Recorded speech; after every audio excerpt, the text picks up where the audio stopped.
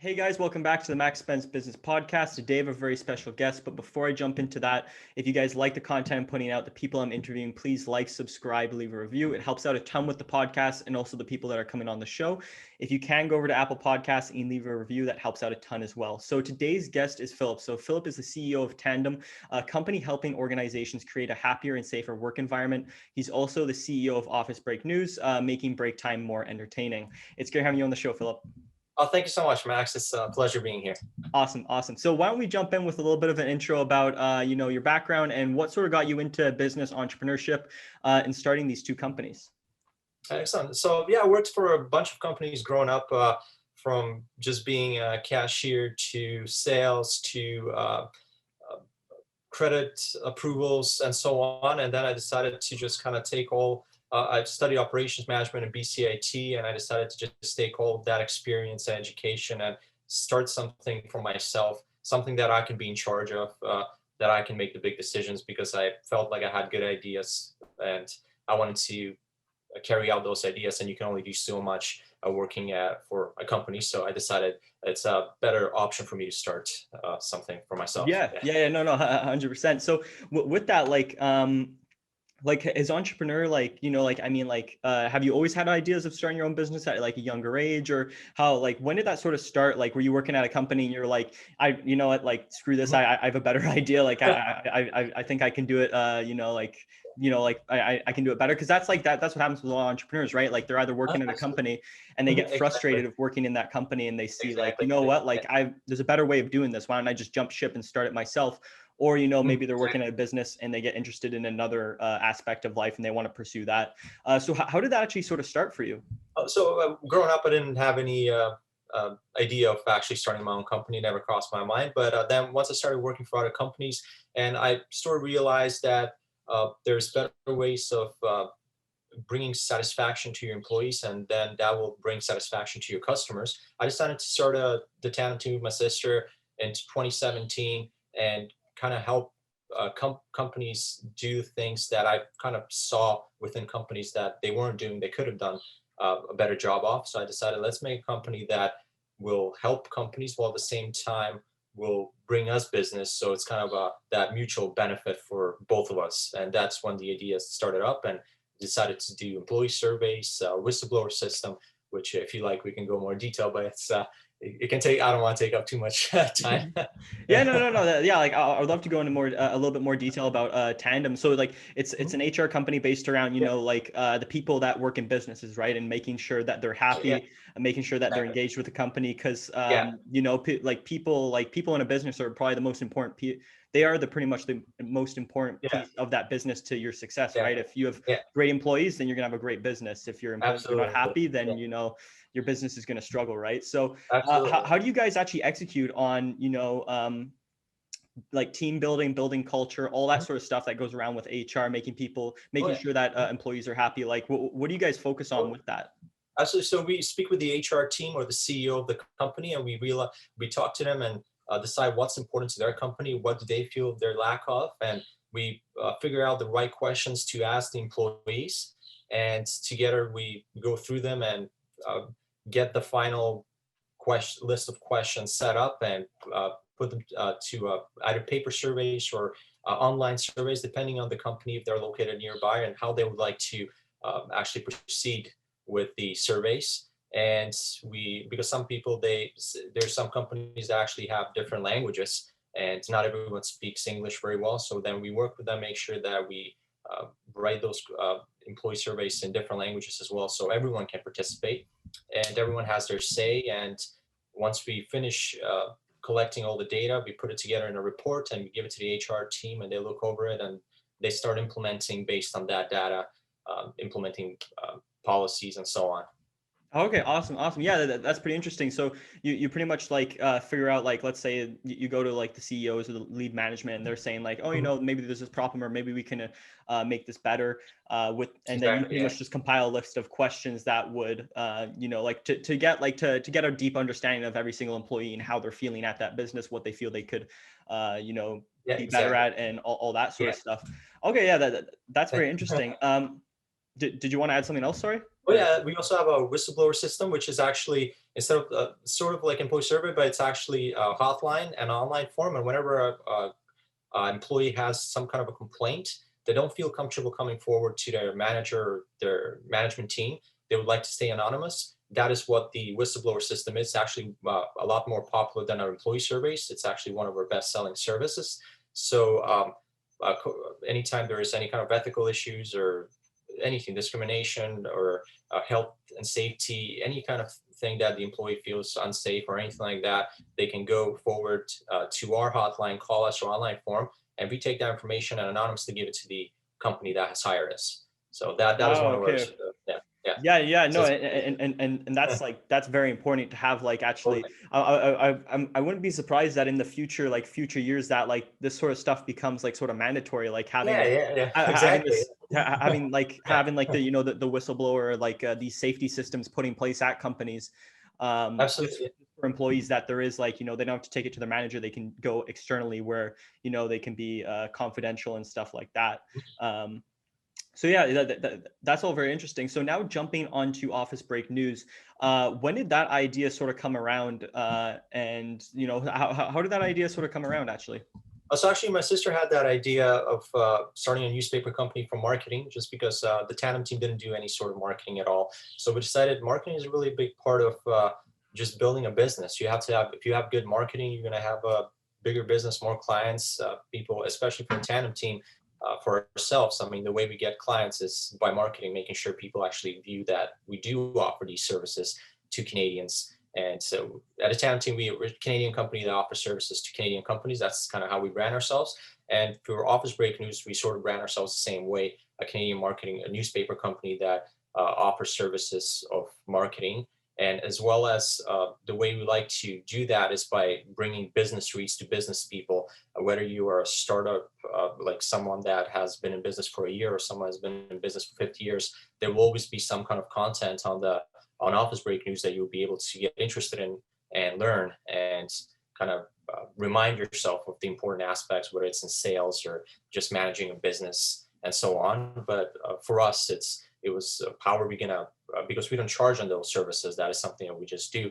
How are we gonna actually, you have to be profitable to run a business. So how are we gonna make the money? And we decided we're just gonna be marketing, advertisements and so on.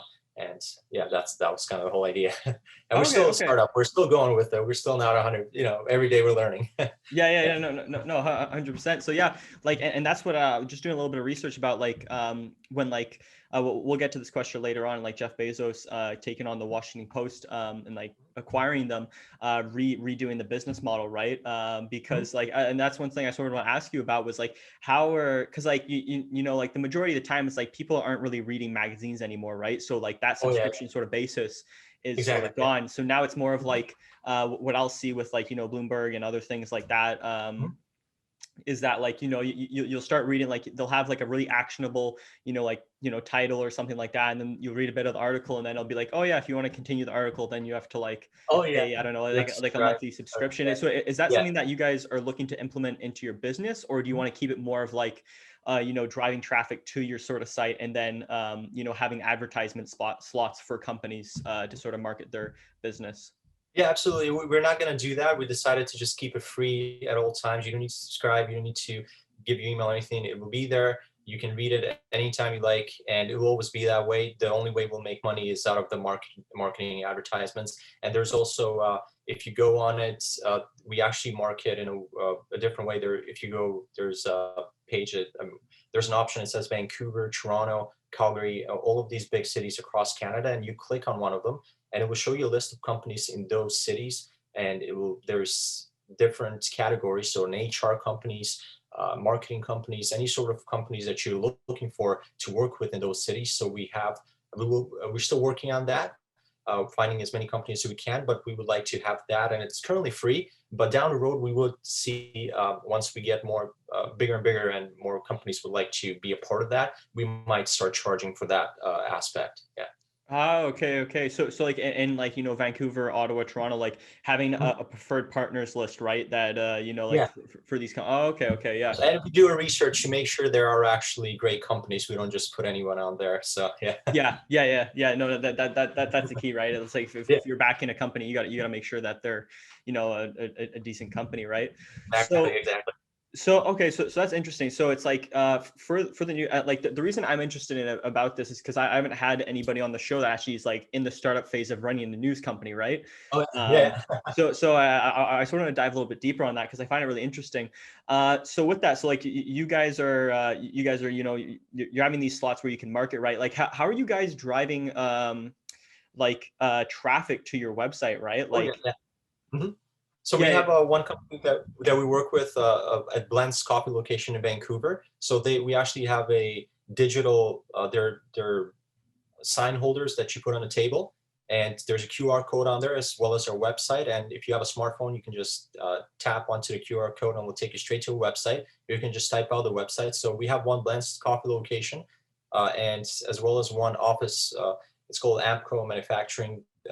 They're also a client for a Tandem team. They have also the same QR code sign holders there as well. So those are two of the physical way that people can find out about companies. The other way is LinkedIn. We post every day. We post a new article, business article, and people will click on it and it'll take them straight to our website. And those are the two only ways currently that we have implemented, and we're always looking at new ways. But now with the COVID, definitely has made things more challenging, especially for in-person traffic, such as our Blends coffee locations. They're not getting as many people as they otherwise would if everything was running smoothly. Now people are working from home, so they're not getting as much out there and buying their coffees and so on. But we're definitely seeing different ways we can implement new strategies with the current situation. yeah, no, 100%. And that's what I've heard a lot from a lot of entrepreneurs I've had on the show is because of COVID, everybody's had to, adapt and make, sometimes a small pivot and then Mhm. other times like a major pivot. Yeah, yeah. One gentleman I had on the show, he like, I believe in like late 2019 bought like an industrial place, and he was going to do events, right? And that's like the Oh, yeah. things like they're going to do events for it, right? And then COVID hit, Uh-huh. and now they can't do events because Oh, yeah, yeah, so that yeah. was like, and now that place is like, eating money Mhm. out of their, pockets. So then they Yep. decided to make a pivot to storage, a storage facility, a small storage facility. But there were so Mhm. many in our local location that it didn't work. So they Oh, had to make a third pivot mhm. into, I believe what they turned it into was like a maker space where like, like small business owners could come in and like and make stuff in those areas, right? So Mhm, mhm. like let's say for like if they wanted to make like they have a few different people, like one of them being a lady that she makes handmade like purses and other things of that like sort of like Uh-huh. cloth and things of that. So they had to pivot 3 times before it actually worked, which like that's crazy. And but like this is what entrepreneurship is, right? It's like having these tough times and then Exactly. figuring out like with creative ideas how to get around them, how to like get past them, right? So Exactly. yes, Exactly. yeah, no, 100%. So That's what it's all about. yeah. So actually, jumping back to Tandem, what have you guys had to make any pivots? Like, have things changed because people aren't in the office, right? So like, how like, Yeah, but you exactly. guys are Exactly. doing majority of like surveys and like the other like the safety and like whistleblowing services as Yeah. well. So like has anything really changed for your company? Have you guys had to make a huge pivot, or like has things actually increased because of something that you guys didn't see? Like, has profits Uh-huh. increased, or did you have to like sort of make a pivot? Oh, yeah, at the start, it was very difficult because most of our clients that we got were from Vancouver, and we're located in Vancouver currently. And we would meet people in person and tell them about the service and go through everything with them. And now it has been very difficult of doing that. And getting new clients would be like on Skype or something where you can sort of have that personal interaction. And at the start, it was very, very difficult because we weren't sure how long this would go on for, and if people would, because businesses were starting to close and go out of business, how are we going to help businesses if they're barely kind of getting by? So eventually we decided we're going to have to focus all online. We're going to have to make sure our website is searchable and people are finding out about us online. We can't go from go to meetings, business meetings, and meet people and speak with them and tell them about our service. So we focused on our website to develop it as best as we could. We did everything ourselves for our website. There's so much great content out there about books and so on how to build your website yourself. And we started actually implementing new sort of it's the same services, but with different sort of ways of promoting them, different names and so on, but it's the same service. So it's more searchable on Google and more Canadians can find out about our company. And yes, it's been, we went from practically getting most of our clients from in-person meetings to getting all of our clients by finding us through Google or any sort of searches. So yes, the last year, since I would say since March on, it has been every single client we have gotten. We haven't actually met them in person. It's all been online. Yeah. So it's very and that's actually like that's the interesting thing with this pivot, right? Like with COVID is like made you push into different avenues of your business, right? And probably like it being a more like probably an end goal for you would be like to actually be doing what you're doing, right? Is like the majority of your clients maybe come from you're like looking up your website or something, because it's like much more it's much more cost efficient than having like paying people on the ground or having yourself actually go to these places consistently and trying to trying to sell them on the service, right? Or show them why they should take your service, right? So that's actually pretty interesting that now you guys have made a switch to pretty much instead of being in person, now it's just all online. Was that very difficult? Like you guys did, like you guys focus on building your website out and then search SOE, search engine optimization, all that sort of good stuff. Exactly. And with that, like, so to actually just talk on that a little bit more, like what, like, has that been the biggest benefit was like having the website, getting the website up, like revamped and then doing the SOE, or like has social media played a big part of it as well? Or how has that sort of worked? It was actually just the website we didn't use social media much. And I'll give one advice to companies out there. It would definitely be the SOE. That's the most important part of like, when someone goes on Google and searches up, let's say if you're marketing and they say marketing companies in Canada and yours is the first one out, there's some ads, people that pay for their company to pop up, but you're right after that. That's how you get most of your clients. And that's something we focused on the most. And it's the most important thing. And the important thing for us was that most of our clients were all in Vancouver prior to COVID.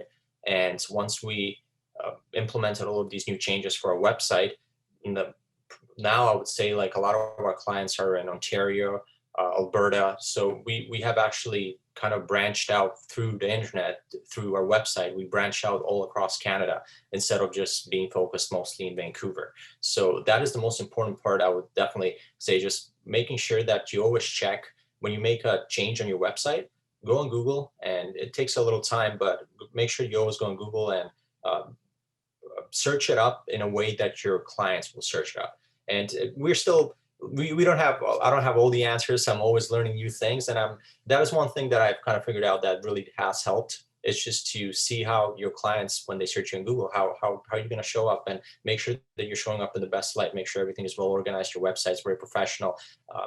If you can get some testimonials and so on from happy clients, that will really help out and so on. No. And that's really interesting is that like you guys have went for like, you guys are a digital company, but you guys went from like being more of like getting your business from in person to like being a full digital company, right? Where you're now getting, now you're on a national scale of getting clients all around. Like you can get them anywhere in Canada right now, Exactly. like with the website, right? Instead of like trying to do that in person would be literally like very difficult to do, pretty much be impossible to take a flight down to like, let's say Ottawa or Toronto or something like that. Be really in a cost efficient, but that's actually really interesting. So so this pivot is probably like, would you say it's actually worked out better for you guys than what you guys were doing previously? Yeah, definitely. I would say I'm not 100% sure because I'm not sure how well things were going to go if they stayed the same, because they were going well, but it's definitely been a good change. I would say it has opened up our eyes on kind of branching out through all of Canada for Office Break News as well. We were kind of thinking about just being located in Vancouver and being all about business in Vancouver. But after the COVID, we're like, let's just do business for business articles and business everything for all of Canada. And I think that was the main thing. Is I'm not sure how successful we would have been if everything stayed the same. There was no COVID and we were just kind of focused mostly in BC. But with everything going on, I definitely am happy. I wouldn't say it's been bad. It's been pretty good, but it could always be better. Definitely, unfortunately, there's too many companies that are still struggling, and so hopefully they'll get back on there, and things will be better for everyone. Yeah, no, 100%, right? And like if you guys, it's like for you guys, right, it's like the majority of your income comes through like the like, well, for Office Break News is from marketing, right? So if companies don't have the Yeah, money to market that well, then it's going to exactly, be difficult to you know exactly, to exactly. run that business, right? So like Yeah, jumping into that, like that's like I find that really interesting. It's just like how these weird sort of things happen and they pivot, and yeah. sometimes they actually make your business a lot better and push you down a Oh route yeah. that you originally weren't going to go down. Like Mhm. like you were saying, do you think like if COVID didn't have happened, like would you still have been doing like a lot more in person, or was like in 2019 or 2018, where did you sort of guys have plans of like, like let's start pushing a lot more online with the services? Actually, we always wanted to go online because we did always realize that was at the end result is best for companies to find you, and you can focus on just improving your services instead of spending so much time finding actual clients. But we definitely didn't decide. It was never in our option as going fully. We're just going to focus all on our website, all on our services, and so we're not going to even look for clients. We're going to get them all to find us. So that was never an option. We always decided to go to as many business events, business meetings as possible, and meet as many people and build relationships, build trust, and hopefully get some more clients down the road. But it, it, with the COVID, definitely we have fully 100% gone on clients. Like I would say the last 20 clients we have gotten, let's say, have all found us through our website. We haven't found them. Whereas before that, out of, let's say, 10 clients, we would have gotten, I would say, about 6 or 7 of them would have been somebody that we have already met in person. And 3 of them would be someone from Ontario or someone we have not met. So most of them would be from BC. We have met them. Or even if they were from Ontario, they would have come at Vancouver at some point and we would have met them, build that relationships and so on. But now it's all 100%. It's all our clients, new clients. We haven't met them. Even if they're in Vancouver, we can't meet them because they're working from home. So, yeah. Yeah. Yeah, well, no, that's great to hear, and I'm happy that like you guys made a pivot and it like worked out amazingly well. Like talking like to give advice now on your sort of business, like when this first started, you guys like a lot of entrepreneurs were like, holy crap, like what, like everything sort of like for the first like couple months, everything sort of just froze like worldwide. It was Exactly. crazy, right? Like Yeah. Yeah. everything just froze, right? So Yeah. everybody sort of went into like the war room, right? And it was like, okay, Exactly. how are we gonna deal with this, right? Like how are we Yeah. gonna maybe people like a lot of companies started cutting costs and all this other, like they started doing Yeah. stuff. So with like sort of like budgeting your company, like when this sort of happened, like did you guys have a reserve, like have you always had like a reserve of capital just in case of like, let's say like if something bad happens with inside the company, Uh-huh. that you guys are able to operate for a couple months with our like maybe 6 months or maybe a year without having income, or like how did you guys, like when this first sort of happened, like take me through sort of your thought process and like making Oh this yeah. Uh-huh. stuff. Yeah. So when we first started, every time we start a company, whether it was a Tandem team office break news, we always made sure that it wasn't something that you need a lot of capital to operate. So in case we weren't going to be very successful, it wasn't going to be a big loss. It wasn't a lot of investment as far as capital. The biggest investment I would say is the website. That would be the biggest investment. The office, of course, but there wasn't like that huge, like, for example, if you're starting like a manufacturing company where you're investing so much capital, and if once things start getting really bad, you're losing a lot of money. So it's not like that. So for us, we were very fortunate for that once the COVID hit, we already had a list of clients for the year, that we have a yearly, for the Tandem, we have a yearly renewal of our services. It's a 1 year subscription. And not for the employee surveys, but for the whistleblower system, which most of our clients are part of. So for us, we were already set for the year as far as we were profitable. Even if things went completely downhill, we would still have been, if the worst comes to worst, we would have at least broken even. So we don't deal with a lot of big money. So there isn't like, we're not making some crazy amount of money or anything like that, but we're not, that's why when things get hard, there isn't a lot to be lost in a way. We're still, we're not started, we're definitely way past that with the Tandem team, but there wasn't, there wasn't that huge risk for us as it was for other Canadian companies that were really, it's like, okay, this is going to be a big hit. It's going to be huge loss. And if we don't have the capital put to the side for a rainy day, we will be going bankrupt. So that was never the case for us. Yeah, yeah, no, and that's actually a really good piece of advice. Is like when you started this company, you guys were like, what company can we start, or how can we start a company that has the lowest amount of costs, right? Which because Exactly. for like Yeah. yeah, for starting a business, right, is like what's going to put you out of business are your costs, right? So if you go really high cost Exactly. at the Yeah. beginning, you know, and you have really low margins, or your margins aren't that good, that's like, it makes it so much harder to be a successful company, right?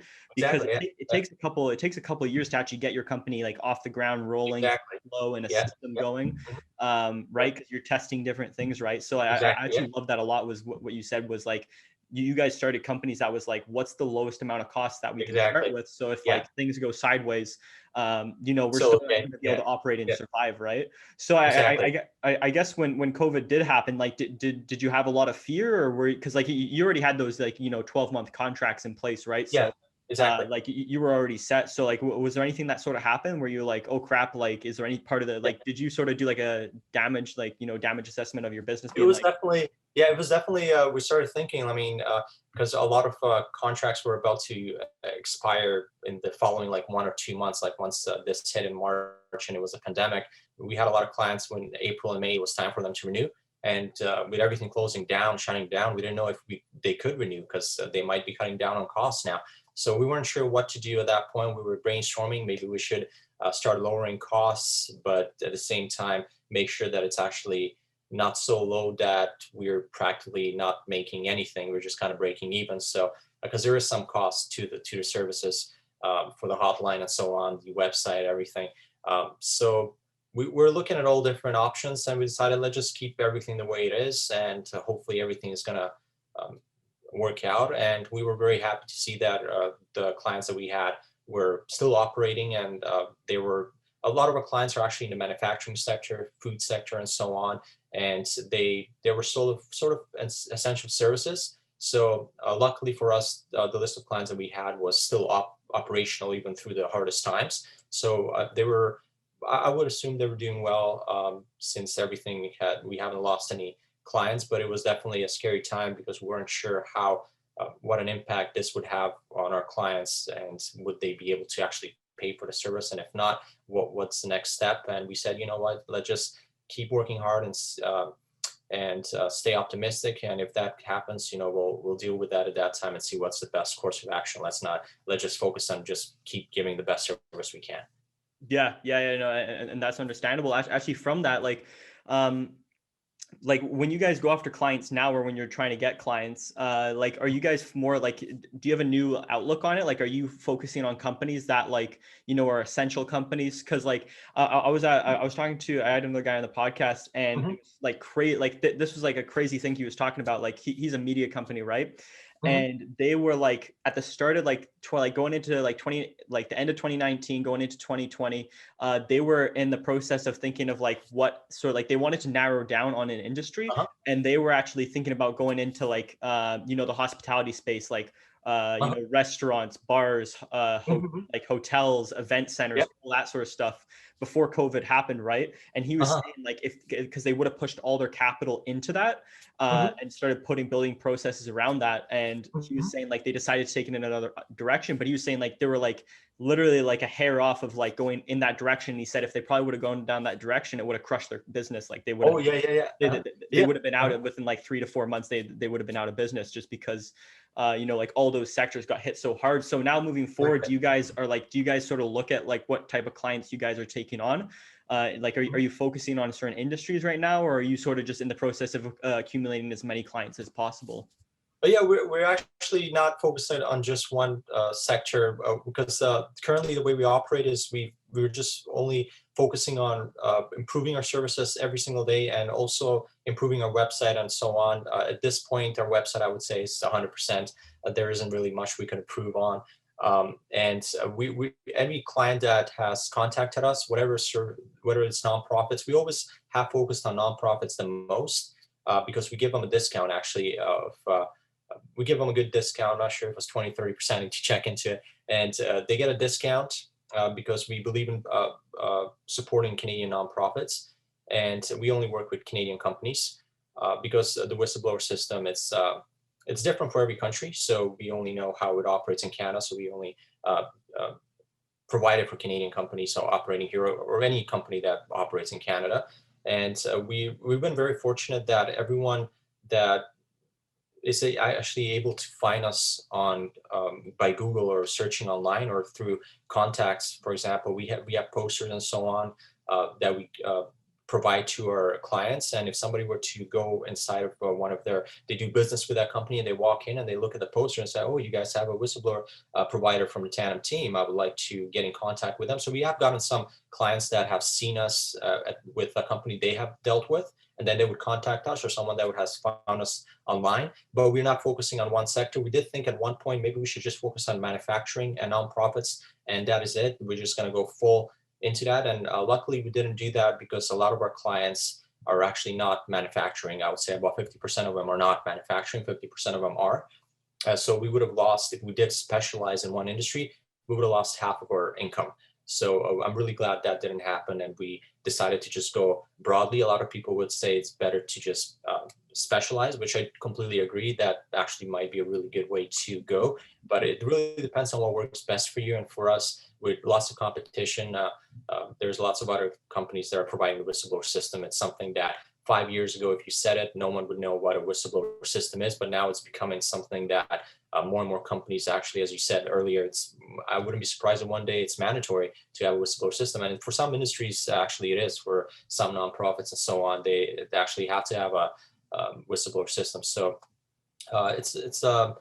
we've been very fortunate with not having to actually look for clients, or we just kind of, whoever finds us, we just look at their company and see if we can help them. And we give them a quote and let them know if everything, all the benefits to a company of getting it. Yeah. Oh, okay, awesome.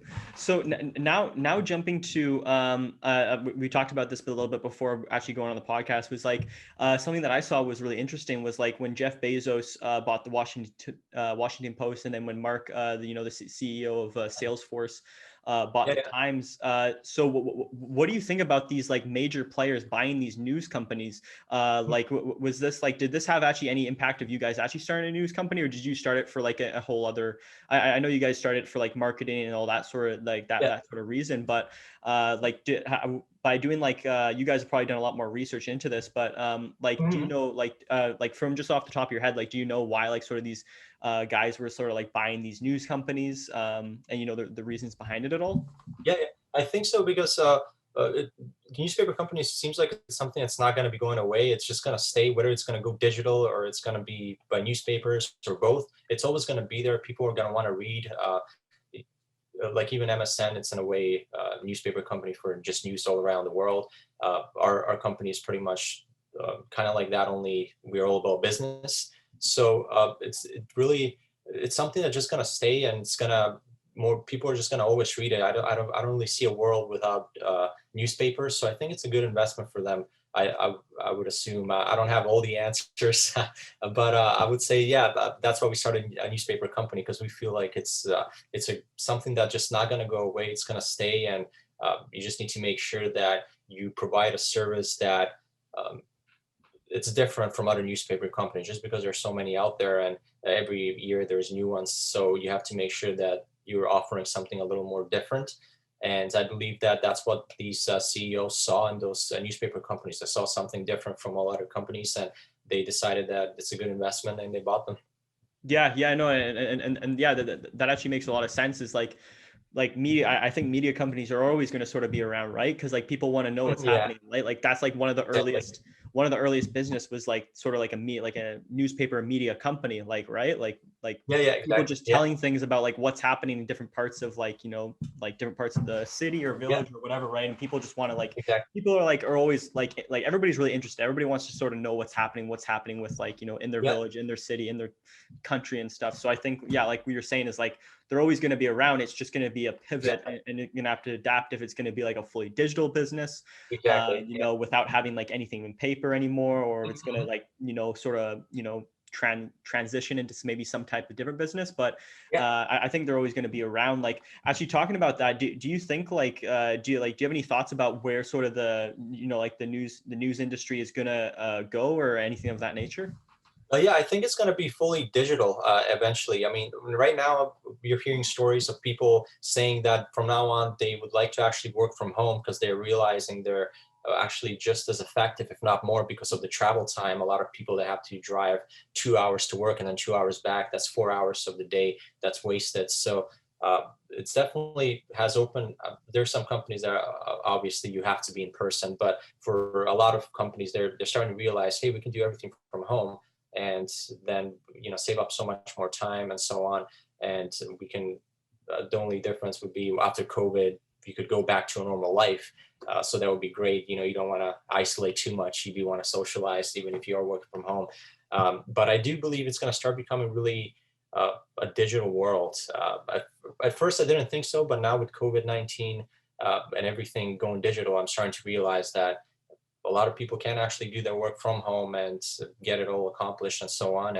And a lot of people are starting to I'm hearing a lot of different opinions on it, but I wouldn't be surprised if it goes very digital, as far as the whole world goes very digital. So we definitely are focusing on a digital newspaper because of that whole aspect. Is at first we started Office Break News just say that it was actually a newspaper company. We're actually printing newspapers. So that was the first part of it.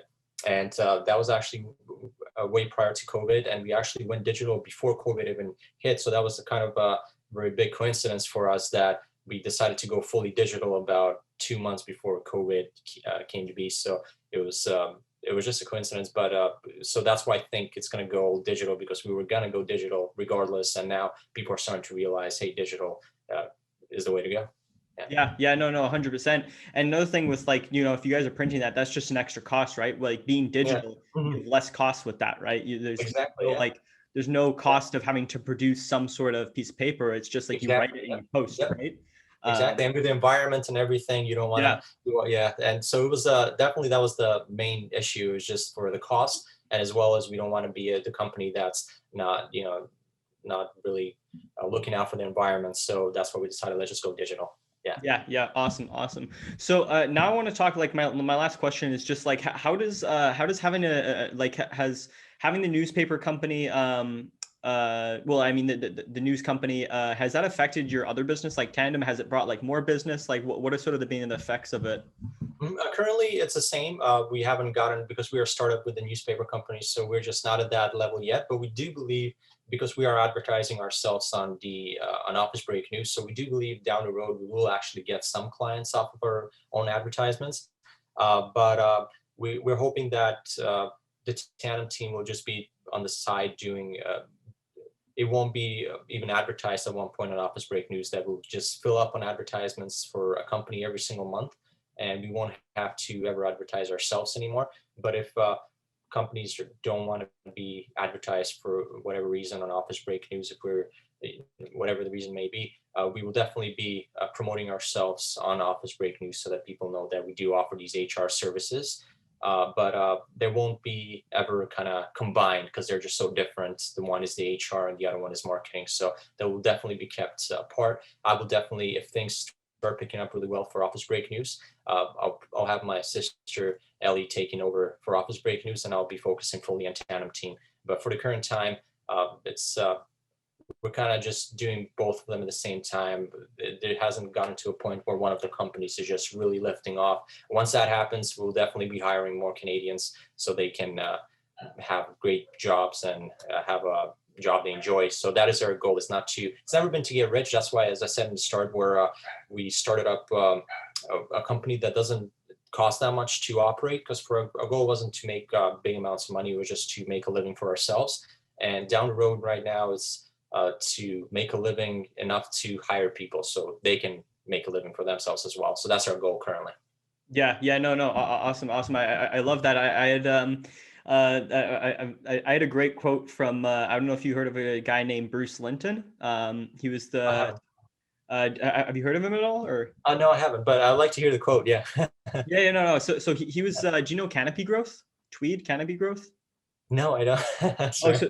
okay. So like, so he was the co-founder and CEO, well, former CEO of Canopy Growth, which was pretty much, I believe it's like one of the biggest, or if not the biggest, marijuana company in the world right now. Uh-huh. Okay.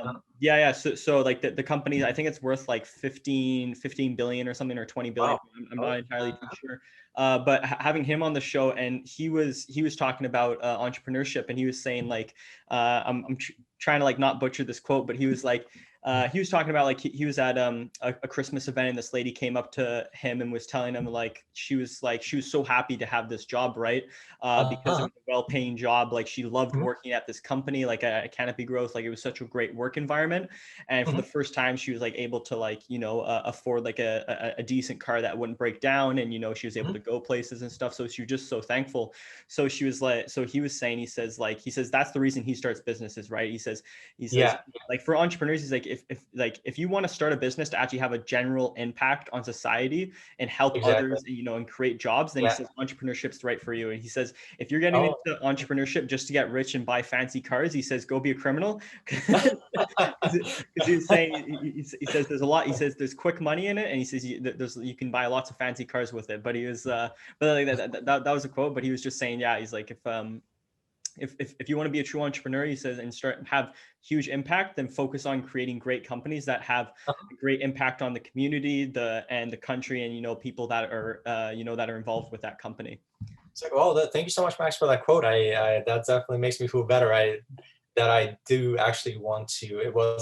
It's not about me getting rich or anything like that. It's about actually just giving back to the community. Just like us for Tandem Team when we started it, a lot of local companies in Vancouver were helping us out. It's not that they couldn't find the service from another provider. It's just that they saw this new startup company in Vancouver and decided to help out. It's like, hey, we'll hire you. You can do employee service for us. So that's what we want to do in the future, is not only hire people, but also new startup companies. There's so many of them, especially now with COVID. People are starting to kind of look at new ways of working for themselves from home. So we'll definitely be looking into that to help them out once we can. Yeah, no, 100%. And that's the crazy thing, is like when you focus on having this impact and, changing people's lives and having such a huge impact, Mhm. Yeah. you actually, in the process, become like wealthier, become like, Oh yeah, yeah, you yeah. make money because of the fact you're Exactly. having such a positive impact on the community. Uh, Exactly. but Yeah. but yeah, so we're gonna wrap it up here. But yeah, so thank you, Philip, for coming on the show. Where Oh, can my pleasure. Thank you, people, Max. yeah, awesome. So where can people find out more about you, Tandem, and Office Break News, and all that sort of good stuff? Oh yeah, just our website, thetandemteam.com, and officebreaknews.net. Those are the best ways to find out. Also, my LinkedIn, Philip Stojanovski, if they have any questions and they want to connect, that is a great way. But definitely our websites just have info of everything that we do and our clients and everything. That Office Break News is still a startup, so we're still working on the website. It's not fully done, but the Tandem Team is. So that one will be a little more. Go into detail about who we are and what we do, but Office Break News won't have a huge section of that because we're still developing it. Awesome. Well, thank you again, Philip, for coming on the show. Oh, thank you, Max. It was a pleasure. Thank you.